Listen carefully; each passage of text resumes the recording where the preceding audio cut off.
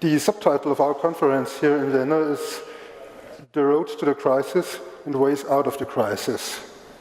What are the real reasons, the real roots of this crisis from your point of view, and what are the remedies that we need now? Well, thank you very much.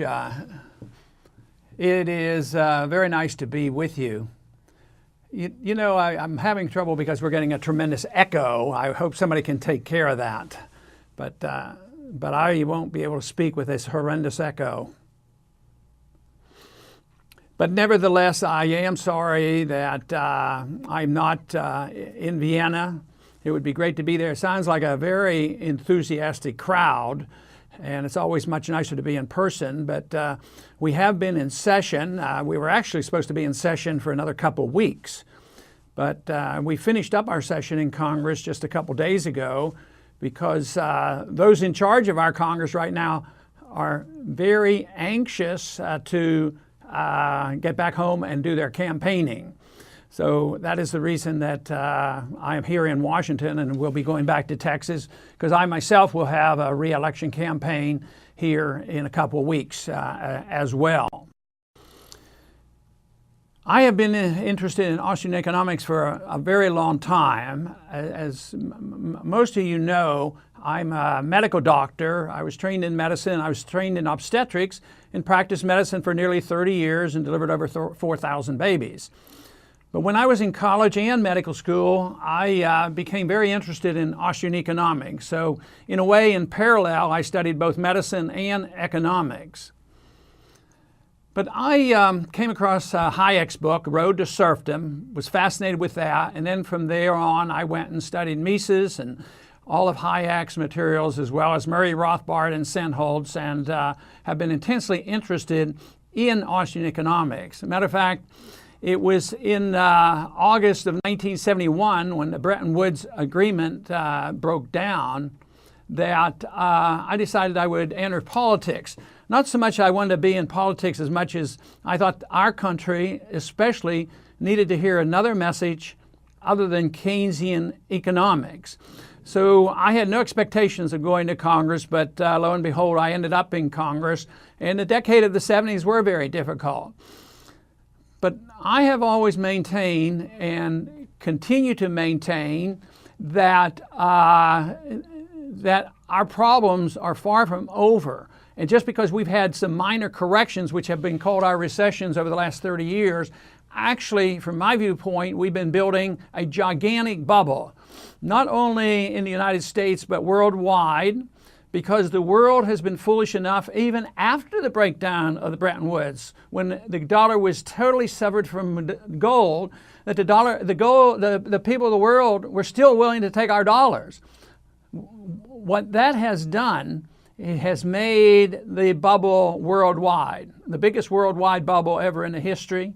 We are the greatest debtor in world history, and it was not maintainable, which I'm sure most of you realize. So the crisis was expected by all who understood Austrian economics, and now we're in this mess, and the question is what do we do? Now, I don't believe you can come up with an easy solution at all unless you recognize how we got into trouble. And I believe we got into trouble because we, in the United States, we spent too much, we borrowed too much, we inflated too much, and we regulated too much. And we ended up with the predictable event of a major financial bubble collapse. So if that's how we got into trouble, hardly would one advocate that what we need to do is borrow more, spend more, inflate more, and regulate more. And yet that's what we're doing. That's what we're doing as well as the whole world's doing, and it's not going to work. In this past 2 years or so, our government, with the Federal Reserve along with our Treasury, has pumped in $3.7 trillion in an effort to reflate the bubble. And really it hasn't done that much good. They'll cite statistics that show, but it could have been much worse if we hadn't done it. But if you try to measure it by something like economic growth and the GDP, there's been no real growth in the GDP in these past year. This is just money down the drain, or money into the hands of the people who caused the trouble, and they got the bailout. At the same time, the inevitable correction that had to come is still on its way. It's been merely delayed. And what we need is a correction. Correction is healthy. When the Federal Reserve and central banks get things out of whack, it's demanding a correction. It demands treatment. Yet we are not providing the right treatment. We are propping up bad debt. The debt involving with the derivatives and the mortgage-backed securities, they weren't really liquidated. They were just transferred to the taxpayers. Our Federal Reserve bought these Treasury bills. So it helped the people who made a lot of money while the bubble was being inflated. At the same time, many of these programs, and the reason for inflation, it's always given that, that'll help the poor people. We need that. It's a welfareism and socialism. If we can have deficits aren't bad. We can take care of the poor, and they'll all have houses, and they'll all have jobs, and they'll all have free education, and all have free medical care. Well, it's a complete myth that is the case, because now, in the midst of this turmoil we have, who's hurt the most? It's really the poor people. They lose their jobs first, they lose their houses, and the standard of living goes down. Our standard of living has, especially in this country, has been going down for 10 years. I date the onset of this crisis really in the early part of the year 2000 with the collapse of the NASDAQ bubble. And that was when it was recognized it was unsustainable, even though they were once again able to inflate and give us a housing bubble, and people borrowed against that, and it was another temporary reprieve. But I think we're at the point where we're not likely to get another temporary reprieve. The only thing temporary right now is there's still a lot of trust in the bond market and government treasury bills. People are still buying these things. They pay no interest, and the dollar is going down in value. It makes no sense to me, yet there's still this illusion that you can protect yourself by owning government debt, United States government debt, but that I think is going to come to an end. Now, the many proposals and the effort so far in Washington, whether it's the Congress or whether it's the Federal Reserve, to me, I see these as technical things. You buy here, you borrow here, you tinker here, you do some regulation. And because they don't recognize the problem and how we got there, they don't deal with what they should be doing. I don't believe we can solve this problem with better management. We have to solve the problem with a different philosophy. I don't think it's a technical problem. We don't need better money managers, and we don't need more regulations. What we need is a totally new concept philosophically. We have to restore the confidence in free markets and sound money. In order to do that, we have to have a changed attitude about our governments. As long as we think our governments, whether they're over here or in Europe, if we think that they can be the lender of last resort and take care of everybody, it's not going to work. So as long as we believe the governments should run our welfare states, which is more true in Europe as well as in America, but in America, in the United States, there's this attitude that we have to be the policeman of the world. So therefore, we have, in addition to the Keynesian fallacies of economic intervention and domestic welfarism, we have military welfarism. I mean, just routinely, the arguments on the House floor is we have to pass this because it's good for jobs. We have to do this and that because there's so many jobs involved in building bombers. I mean, bombers that probably should have been out of date in World War II, but we're still building the bombers. And of course, we have a presence around the world. For that reason, we face a major crisis in this country because the special interests, the so-called conservatives who want to cut back and are most likely to get in charge again after this November, they never mention once about dealing with the military spending. They never deal with the idea that President Eisenhower once said, be wary of the military-industrial complex. And neither conservatives or liberals are really willing to cut on the welfare state, which I'm sure is probably true in Europe as well as here. So it looks like they're not going to change philosophically in Washington. Where I'm encouraged is when I talk to a lot of people around the country, around my state, and actually meeting people around the world like I'm doing today, that there is a lot of interest right now in sound economics. So that is the reason we should be hopeful. Austrian economics can provide the answers to so many of the problems that we have. In our country, I tell the people that I talk to that we could start off with maybe we ought to just follow the Constitution. That might help. That'd be a good way to start. But we're not even close. There's very little respect for the rule of law. And there's no respect whatsoever for our prohibition of emitting bills of credit or paper money, and we still have in our books that we're supposed to use gold and silver as legal tender. So we have to look almost to the next generation. The young people on the college campuses in this country are actually responding to my suggestion that we look at Austrian economics. They're understanding, they're hearing about Austrian economics.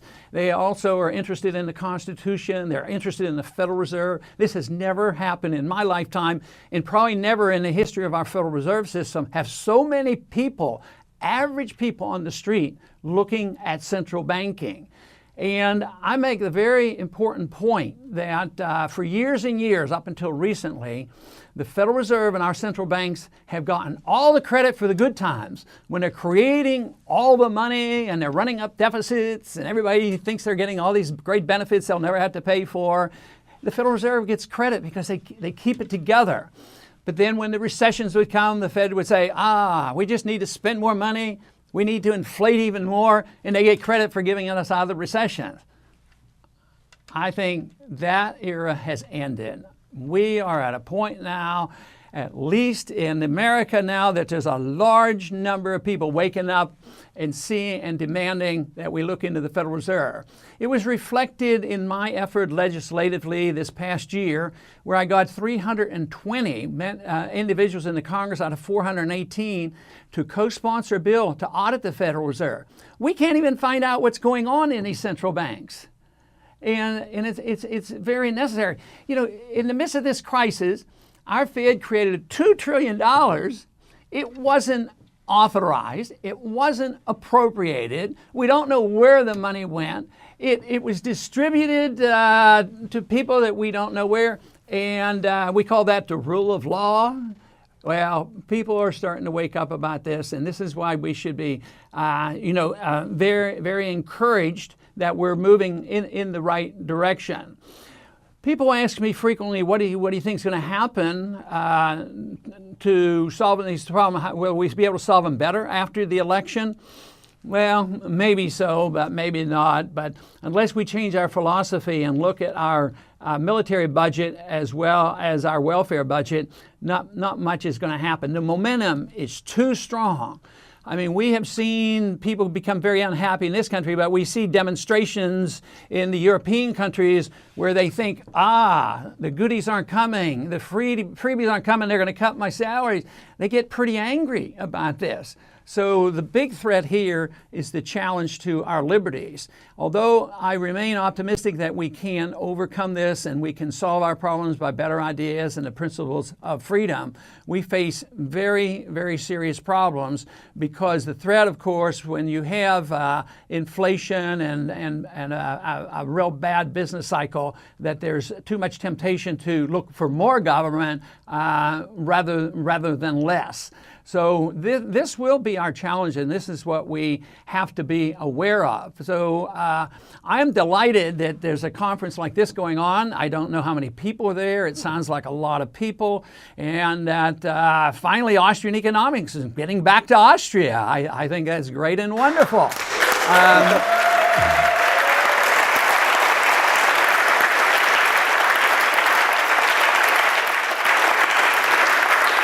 If I understood you correctly, and if you read your books and your text correctly, you're extremely critical towards the Fed. You even want to get rid of the Fed and to dissolve it. Why are you so extremely critical, A? And B, what would you like to put instead in the place of the Fed? Well, I don't think you have to put anything in its place. The Federal Reserve came in.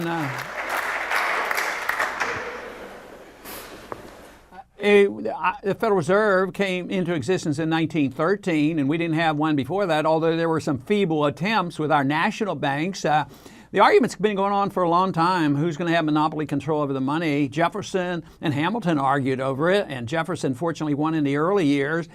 But we lost in the 20th century, and we have this strong Fed. If you have sound money, the main purpose of the government then would be to guarantee the value of the currency, and that is the coinage itself. They could mint and guarantee the value of that coin. But other than that, our government and our Constitution doesn't ask for more. And you know, I just think it figured out. Matter of fact, I would even make it legal to go another step, that we live in a modern age. We exchange currencies all the time over the world. There's no reason why we can't have competing currencies. Matter of fact, I have a bill in the Congress to legalize competition in currencies so that people could use anything they want, and I'm sure it would work out. You just can't commit fraud. Here we have a situation where our government commits fraud all the time. They're the counterfeiters of the world. So instead of guaranteeing the value, they become our counterfeiters, and that's what we would stop if we get rid of the Fed. As far as I know, we had this situation in parts of the US, especially in California, in maybe 200 years ago or so, with a lot of different currencies in circulation. Didn't work very well, did it? Well, I'm sorry that I did not get that question, so give it a little try again. Get me that subject. I say in the 19th century, for example, in California, there have been many different currencies in circulation. But this caused many other problems as far as we know. So how could we avoid that? Right. Okay. Yes, well, matter of fact, there's a prohibition in the Constitution not to have that happen. If I had competing currencies, it would be prohibited by you can't commit fraud. But that can't really come about without addressing the subject of the Constitution, because the reason we had a Constitution Convention is local governments, local banks, the different states were printing money like crazy, and it was very, very difficult, and they didn't have a uniform currency. So one reason we had a convention was to have a unified currency. And it says the states can't use anything other than silver and gold as legal tender, but it also said they were prohibited from coining money. So we would have to look at that. But fraud laws, if you didn't have that prohibition and you just wanted to allow individuals to trade in the currency of their choice, and they wanted to trade in gold ounces, they should be restrained by the laws of fraud. If they commit fraud, then of course they go to prison. If I got it right, you even doubt that there is a significant amount of gold left in Fort Knox. So you propose to make Fort Knox open to the public, and let's see what's in. Why do you have these doubts? And where is all the gold gone? Well, to me, it sounds like a reasonable request. You know, the people should be asking that, and I'm a representative of the people. I've been on the Financial Service Committee for nearly 20 years. I've been on Monetary Policy Subcommittee, and you would think that I should be able to ask, and I should be able to reassure the people that our government's been honest. And I said, well, why wouldn't the government be? Why wouldn't they be honest? Well, right now nobody trusts the government, no matter what they tell you, and that's pretty healthy. That we have grown to be very cautious about what our governments tell us, whether they lead us into economic turmoil or lead us into wars by not telling us the truth. But, you know, 15, 20 years ago, central banks were dumping gold. I remember one time Greenspan was before our committee, and was shortly after, or coincided with the British for selling gold. And in gold, I remember it was around $300 an ounce. And I said to Bernanke, I said, is this really smart for the British to be selling gold at $300? You know it's going to go much higher. And he was very annoyed, and he said, yes, they know exactly what they're doing. Yeah, selling gold at $300. But I think probably what is involved, just like it was in the 60s up until Bretton Woods broke down, was we literally dumped gold too. We got rid of gold. It was a little more in the open because as Europeans turned in their dollars, we were obligated to give gold away at $35 an ounce. But that was a farce too, because even by then we knew gold was really worth about $100 an ounce because we had printed so many dollars. But in the last 10 or 15 years, we know the central banks have been selling. We know they make loans, and we know they keep secrets. So I just want to clear the air, because I don't think our system is going to last all that much longer. I think we're going to have a horrendous dollar crisis, which is going to be worldwide. And a currency crisis ends by finally saying, all right, we're going to turn off the printing presses and we're going to promise not to print any more money, and it goes back to sanity again. So I think a good thing to know would be is whether there's gold there. I have no idea. It just seems so hard for me to believe that they would, sell it, but it's conceivable that they could. And if it is there and it's above board, why shouldn't they just allow the audit, and let us do it? So I'm going to be pushing that pretty hard next year. At the same time, it will emphasize the importance of a currency reform, which I think will be getting closer and closer as the time goes by. Your mistrust is especially towards the Fed, or what about the European Central Bank, for example? More or less the same problem from your point of view? Okay. I was talking about the European Central Bank, ECB. Do you think that there are the same problems there, or is it a special problem of the Fed in the US? Yeah, well, I'm not that optimistic about the euro. And matter of fact, I'm not even sure how the European Union will work out when the crisis gets worse. There's probably, and I'm no expert because I've visited Europe so infrequently, there's probably still a sense of nationalism that exists. So I think when things really become chaotic and new currencies need to develop, even though the dollar is slipping and steadily has been against other currency, a basket of other currencies, I surely wouldn't be advising, nor would I participate and say, what I need to do is buy more euros. So no, I think you face the same kind of problems. The economic problems are very similar. They're spending too much money, too much Keynesianism, too much central banking, no hard money. So I don't trust any of the paper currencies, and they're all linked together. If you have a dollar crisis, it's going to affect the whole world, and then it's going to be a trade problem because, this very week, the Congress overwhelmingly, less than 100 of us voted against wanting to put sanctions against China because they have an artificially high currency. Well, yeah, maybe they do, but what do? Don't we already have an artificially low currency? We're working very hard to try to devalue our debt. That's the whole purpose of us printing all this money and hoping and praying for inflation is what the central bankers want, so that they can default on the debt. So no, I don't think I don't think we can get any good information or good suggestions from the European Central Bank.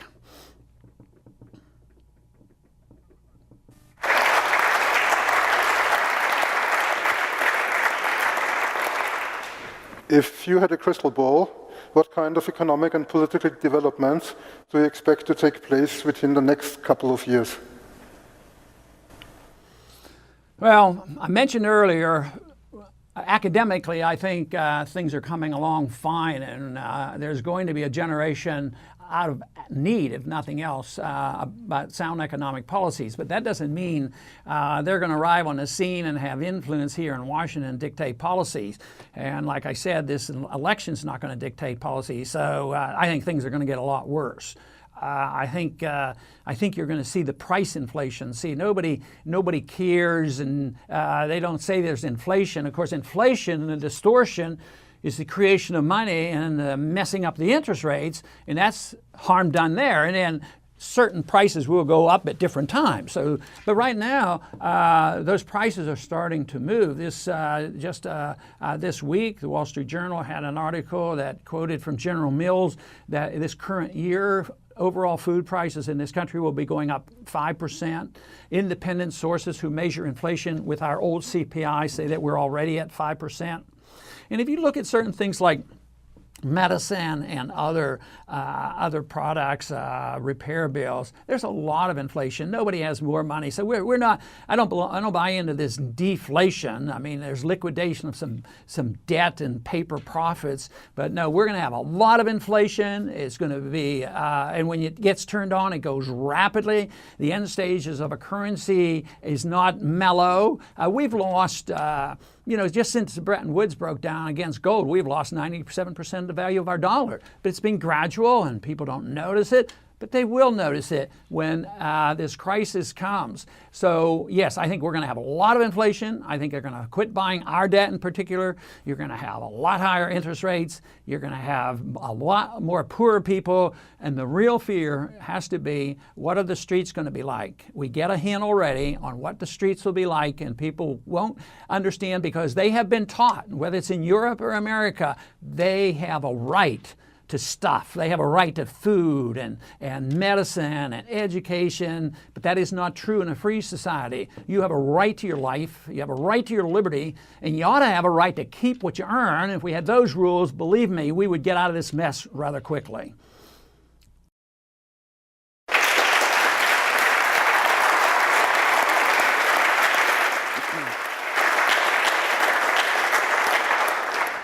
Having said that, what makes you optimistic? Well, I'm optimistic because I talk to a lot of young people, and I think the world is moved by ideas. In the 30s, even when Roosevelt ran in 32, he talked about the gold standard and balanced budget. But all the academicians at that time, the universities were filled with only socialism and welfarism and fascism and communism, and that ushered in this age of 70, 80 years of big government welfare socialistic policies. Today, though, I think, and I'm hoping at least it's reversed. We have a ways to go. But right now, the smoldering undercurrent of ideas in so many places I go are different, and they're believing that we have to do something. And the Tea Party movement here participates in this idea.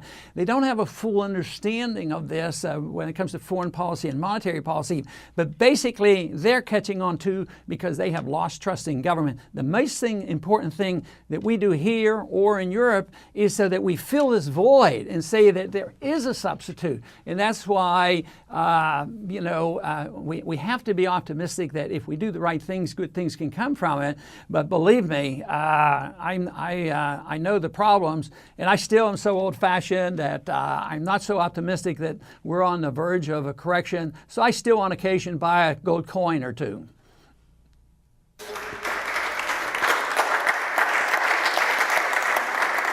It's always extremely good to talk to an optimistic American, especially from Europe. If your analysis is correct, Ron-Paul, then the democratic system in the United States has produced a lot of decisions that were definitely very, very wrong. For example, abandoning the gold standard in the 70s under President Nixon. Would you describe that as kind of bug in the democratic system, or is it kind of inherent in the system? And what are the consequences out of this? Well, I think I got the gist of that. The democratic system, if you work with the notion that a democratic system where majorities guide our policies, that's very, very dangerous. That's a tyranny as well. Because in a free society, the sole purpose of the rule of law ought to be to protect the minority. It ought to be able to protect you with the First Amendment rights to speak out and practice your religion, and also to spend your money as you choose. So yes, I think that the democratic process, which is sort of accepted. Everybody talks about democracy. We're told that we have to send our kids into the Middle East to spread democracy, spread American goodness. Well, I'm absolutely opposed to doing that by force. We do have some good values, but if they're good, somebody else is going to pick them up on their own. But one value that I don't endorse, and that is that we can improve society by democracy. Yes, we might have democratic elections and, have an election pick our leaders, but the whole idea that 51% can dictate to the other 49 is one of the reasons we have problems here. In our country today, one of the biggest arguments is not enough bipartisanship. Well, as far as I'm concerned, we have way too much bipartisanship. Both our parties endorse the wars. Both our parties have endorsed the Federal Reserve. Both our parties endorse the monetary system. So I don't think we need more bipartisanship and more pure democracy. What we need is more rule of law and understand what liberty means and what it means to the individual, that the individual has that liberty and he has his rights, and it's never a collective. You don't have it because you belong to a certain group.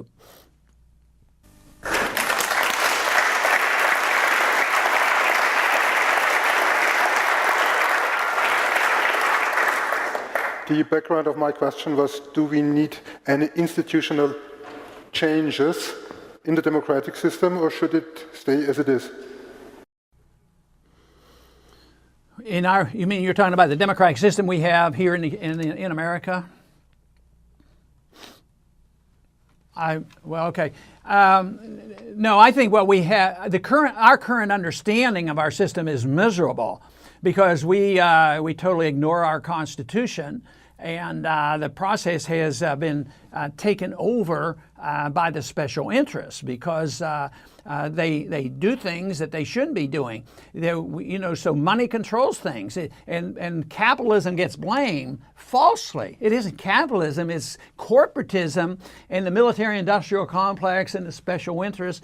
They've all been taught in this democratic process that what you do is you control government and you control the votes, and then everybody's up there grabbing their share. But what we're running into now, and why there will be a change, is we've run out of money. We just can't take care of everybody, and therefore they're going to lose their clout. The corporations and the banks who have controlled things, or the other special interests, it's coming to an end, and that's why we have this grassroots system called the Tea Party movement, which probably is 30 or 40% of the people now are saying, we've had it. We've had enough. You can't take care of the things you said. You shouldn't have been doing it. The country is bankrupt. The democratic process has failed because of a misunderstanding of what our Constitution has said. Would you subscribe to the sentence that the US government now is wasting a good crisis? Well, that was said that we should never waste a good crisis, and I think that for those in charge, they still believe that. They make use of it. When you think about the crisis after 9/11, the things that we did to ourselves, they were already in the planning stages, whether it was the Patriot Act or all this effort to know every single thing that we do. So yes, the crisis comes and they make good use of it. The same way with that crisis was carried over into what we do in the Middle East and the so-called war on terrorism, which is an excuse that once you're in war you can do anything. It's a war mentality. So it's another crisis, an ongoing crisis. But to me, why that is so dangerous is that this war has no end and no boundaries, and you don't even know who we're fighting. We're fighting a couple hundred criminals, and yet we've turned it into this monster. So the crisis is ongoing, and the attack on our liberties is ongoing. So I think the battle lines are lining up, but we have to do whatever we can in our individual way to spread the ideas of liberty in order to combat the tyranny that is approaching. You just mentioned the Tea Party movement. In which way will it change the face of America within the next years? Well, the most important change for the Tea Party movement is that it's rejecting the status quo. They're unified in that the government is the problem, they spend too much money and there's too much debt, and too many special interests are winning out. But if you pin them down and say, what do you think about the central banking? What do you think about the war in Iraq? And on, there'd be some disagreements. So what really counts now is whose views are going to prevail. Will the status quo type of Republicans and conservatives infiltrate now this spontaneous grassroots movement and co-opt that group in order to promote conventional politics? Or will the views that are more libertarian, will those views, be the views adopted by the many in the Tea Party movement? Of course, I'm on that side of the argument because that's what I've been arguing for. I see the Tea Party movement as very healthy, but I also see it as still very competitive on exactly on which side they will come down. In our country, there's not much chance of having a strong third-party movement. People talk about that, but the laws are biased against us. It's very difficult to get on ballots. You get no recognition. You don't get into debates. So once again, I get very annoyed by some of our young people dying and our country going bankrupt, spreading the democracy, and yet democracy in that sense is pretty weak in this country. If I get it correctly, one of the dangers US intelligence sees in the moment is the possibility of spread of social unrest in the US in the near future. Is this a possibility that we should contemplate? Yeah, yes, I think it's a possibility that should be contemplated, and I do think those who are in charge in our government, Republicans or Democrats, are aware of this, and I think they tend to plan for these things because this is why they're always proposing more laws to find out every single thing that we do on our internet. Our administration right now is planning to compel the servers on the internet to keep all the information so the government, without search warrants, can march in and find out all this information. And many of us fear that some of the people they'll be looking for will be the ones who are in the anti-war movement, talking out against our foreign policy. But there's no reason in the world why it wouldn't also be those individuals who can't live by paying their taxes, and they think they should be working off the books, so therefore they become the arch criminals, and that's part of the reason as well. I think when governments can't provide, when you have your dollar crisis, that's when there's going to be a lot of anger, and that's when I think the violence will break out on our streets. In the 30s, we became very poor. We had deflation, and it was a bad decade.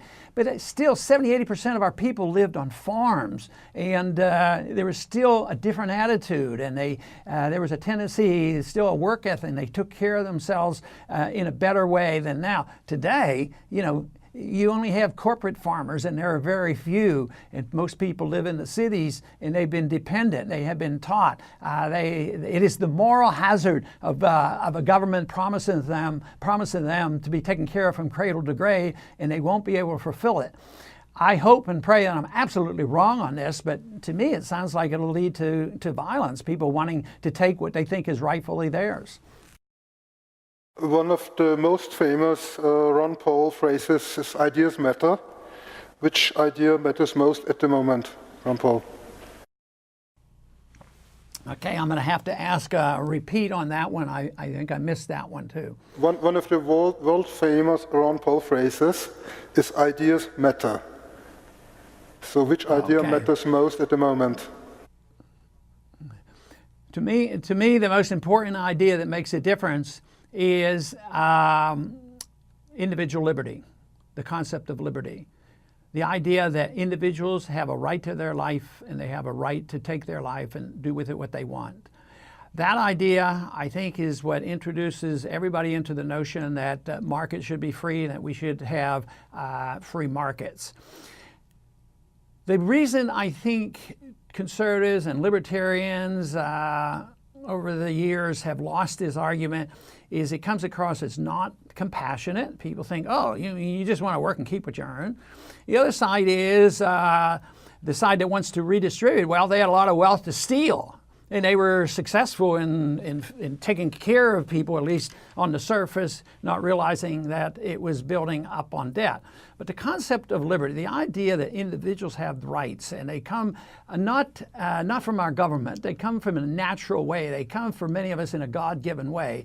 So therefore our rights can't be destroyed or messed with by our government. And our Declaration of Independence obviously emphasized that.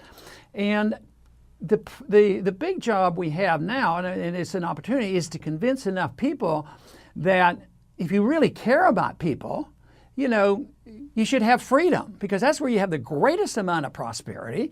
That's where you have the best distribution. It's not a perfect society, but compared to what we're getting and what we will get in the future, it's a miraculous society, because it is this notion that people are free and that they could be creative and they can keep what they earn, has given us, you know, the great wealth of the last couple hundred years since the Industrial Revolution. And that is the challenge. That is the idea. And it's, like I said at the beginning, it's not tinkering on the edges with a different management team. It's whether or not we believe in this principle of liberty and believe in the rule of law that will make the difference. And if we do, then of course we would have a totally different society, because it would recognize it. To me, I tell people a lot of times, if you accept this principle of liberty, you really bring people together.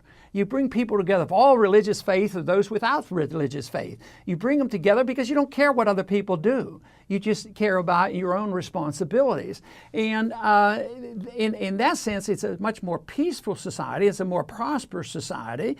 And I believe that America has some great talents, and one of the things that we have been a very generous nation in the past, but now that we're getting poorer, we can't be nearly as generous. So a free society that recognizes individual liberty is going to be prosperous, and I think it would be generous, and it's going to be so much better than anything the statists, the socialists, the welfareists, the fascists, they can't provide anything. All they can do is they can make promises.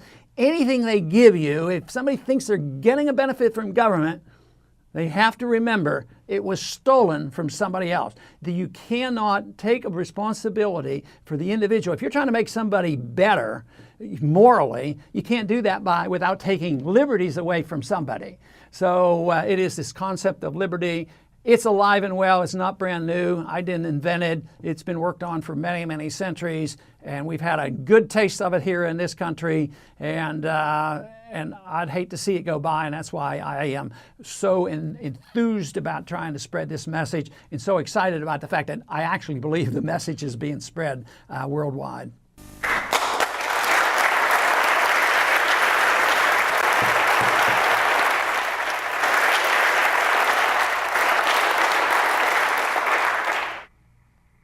Let me ask you a very last question.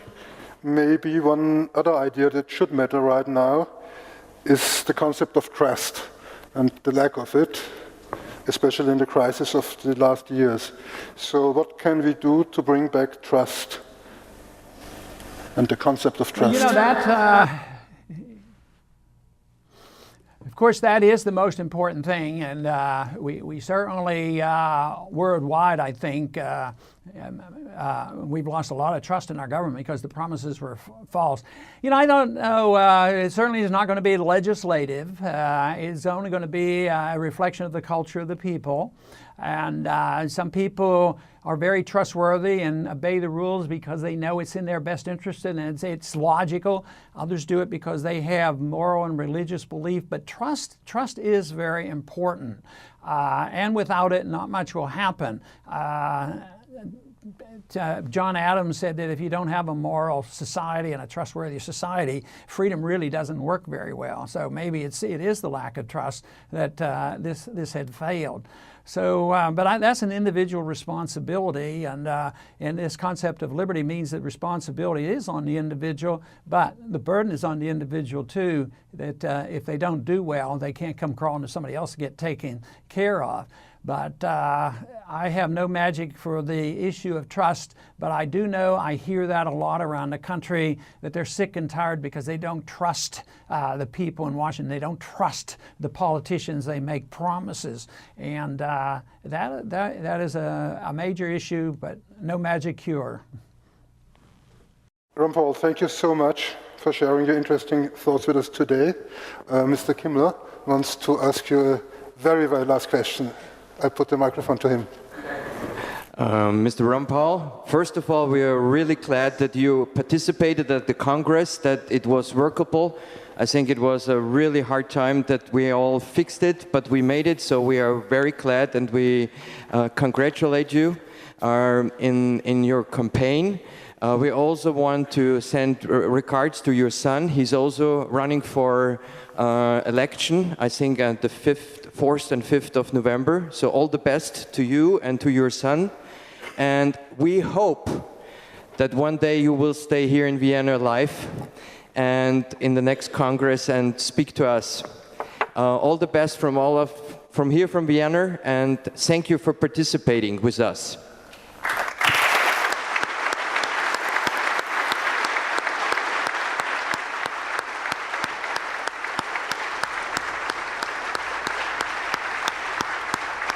Thank you.